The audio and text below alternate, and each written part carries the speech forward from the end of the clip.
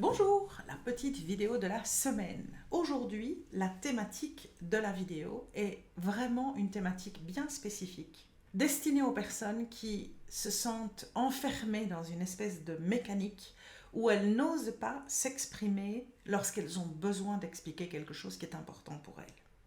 Il y a 3 mécanismes qui sont nécessaires à mettre en place pour pouvoir parvenir à aller au-delà de cette problématique. Je vais te donner les 3 clés pour te permettre de pouvoir le faire assez facilement.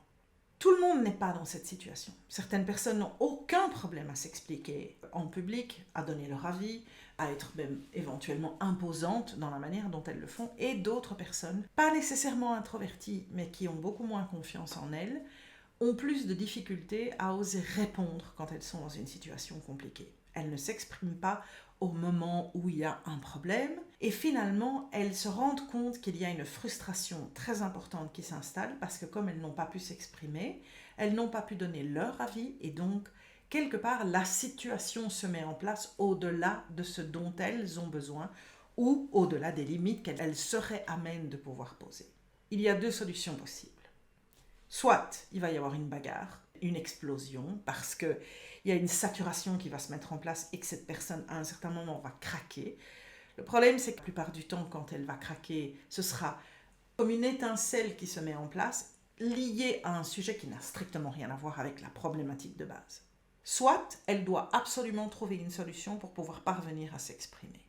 Chacun a ses mécanismes. Mais il est clair que lorsqu'on a besoin d'avoir l'attention de quelqu'un pour pouvoir lui expliquer quelque chose et qu'on sait que c'est une conversation qui va probablement durer un certain temps, il y a un conseil, un mécanisme que je donne à énormément de gens et que j'ai moi-même appliqué à de nombreuses reprises. Tu dois trouver un environnement dans lequel cette personne sera à même de rester pour pouvoir vraiment avoir cette conversation. Et un environnement dans lequel il n'y aura pas trop de distractions. Parce que c'est ça aussi qui peut casser une discussion qui s'entame sur un sujet important. Ma mécanique à moi, c'est on va manger quelque part. Tu peux trouver d'autres mécaniques qui te concernent ou qui te conviennent. Mais c'est une mécanique qui a bien fonctionné pour moi. Pourquoi ? Parce que lorsqu'on est au restaurant, on est dans un espace où on n'a pas le droit de se mettre en colère. Rares sont ceux qui osent commencer à piquer les colères en sachant que tout le monde dans le restaurant va les regarder. Ça oblige toute personne à pouvoir rester calme et respectueuse dans la manière dont elle va s'exprimer. Rares sont les personnes qui, au milieu d'un repas, vont se lever et s'en aller. Ça existe dans des cas extrêmes, mais je dirais que la plupart du temps, quand on est en train de manger un repas dans un environnement comme celui-là, on va essayer d'aller jusqu'au bout de la conversation, et parce qu'on est dans cette espèce d'espace neutre, cette conversation peut se passer de façon beaucoup plus calme, justement, que si on était éventuellement même à la maison. Troisièmement, on n'a pas de distraction. Alors, je sais qu'il y a toujours les gens qui sont sur leur GSM, sur leur téléphone portable et qui n'arrêtent pas de le regarder, etc. Donc, à la limite, au début de la conversation, on retourne les téléphones portables s'ils sont sur la table pour essayer d'éviter de voir les pings, les lumières et tout ce qui va avec. Voire on le laisse dans un sac de manière à ce qu'il ne soit pas à portée de main. Mais surtout, il n'y a pas d'autres distractions. Il n'y a pas d'enfants qui déboulent dans le salon en plein milieu de la conversation parentale parce qu'ils ont absolument besoin de quelque chose. Donc on a un environnement qui est mis en place dans le but d'avoir le moins de distractions possible, le moins de perturbations possible, mais surtout de permettre que l'environnement soit neutre, soit un environnement qui favorise la conversation. Deuxième étape, une fois qu'on est dans la place, c'est de dire voilà, j'avais besoin qu'on discute de ceci et c'est important pour moi qu'on revienne sur ce sujet parce que je ne suis pas satisfaite avec la situation actuelle.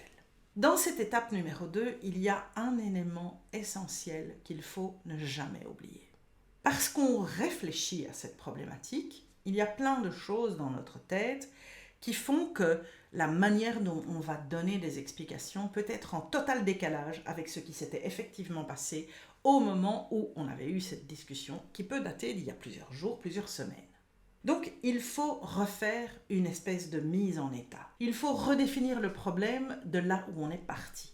C'est-à-dire, par exemple, si c'est une conversation qu'on a eue il y a 3 semaines eh bien, il faut revenir sur la conversation en disant, lors de cette conversation, voilà ce que j'ai entendu, voilà ce que je n'ai pas été capable de dire, et voilà le pourquoi de mon état aujourd'hui ou de ma frustration aujourd'hui, de mon insatisfaction aujourd'hui. Dès lors, je voudrais qu'on reparle de ceci et de cela et qu'on puisse ensemble trouver une solution qui puisse nous convenir à tous les deux.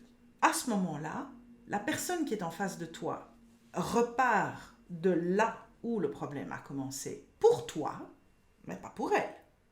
Parce que la personne, si ça tombe, tout était clair dans sa tête. Vous aviez eu la discussion, comme tu n'avais rien dit, voilà, la conclusion avait été faite, et donc, la vie continuait sur cette base-là. Sauf que toi, ça n'a pas été le cas. Donc, c'est vraiment, vraiment très important de mettre le cadre. Parce que tu ne peux pas débouler avec un besoin, un changement, un commentaire, une exigence, n'importe quoi, sans qu'il y ait un cadre clair qui soit posé. Donc, deuxième étape, après avoir mis l'espace dans les meilleures conditions possibles, tu dois aussi remettre en condition la situation dans laquelle tu es et pourquoi tu veux en discuter. Je pense qu'une fois que tu auras mis en place ces deux éléments, tu as le terrain nécessaire pour pouvoir avoir une conversation intelligente. Le troisième élément, et ça c'est un élément qui va être un petit peu plus difficile si tu ne sais pas de quoi je parle, c'est qu'il est absolument indispensable que tu t'exprimes en message « je ». Alors là, forcément, je te rappellerai d'aller voir la vidéo qui est là, qui concerne le message « je ». C'est une introduction que je te donne dans cette vidéo.